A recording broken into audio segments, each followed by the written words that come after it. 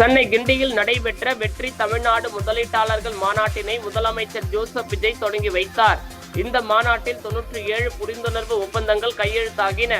இந்த நிகழ்ச்சியில் கலந்து கொண்டு தொழில்துறை அமைச்சர் கீர்த்தனா பேசும்போது, மற்ற மாநிலங்களுடன் ஒப்பிடும்போது முதலீட்டுக்கான நம்பகமான மாநிலமாக தமிழகம் முதலிடத்தில் உள்ளது. தமிழகத்தில் திறமைகளும் மனித வளமும் குவிந்து கிடக்கின்றன. தொழில் வளர்ச்சிக்கு தேவையான அனைத்துமே தமிழ்நாட்டில் உள்ளன என்றார். இந்த நாளில் 97 புரிந்துணர்வு ஒப்பந்தங்கள் கையெழுத்திடப்பட்டு ஒரு நாளைக்கு 1000 கோடி என்ற அளவில் முதலீடுகள் ஈர்க்கப்பட்டு 1 லட்சம் கோடி முதலீடுகள் ஈர்க்கப்பட்டுள்ளன என்று கூறினார். மேலும் அடுத்த புத்தாண்டுகளில் 2036ஆம் ஆண்டிற்குள் $1.5 டிரில்லியன் பொருளாதாரம் என்ற இலக்கு நிர்ணயிக்கப்பட்டுள்ளது என்றும், வெற்றி தமிழ்நாடு 2026 ஒரு முக்கிய மைல்கல்லாக அமையும் என்றும் அவர் அப்போது தெரிவித்தார்.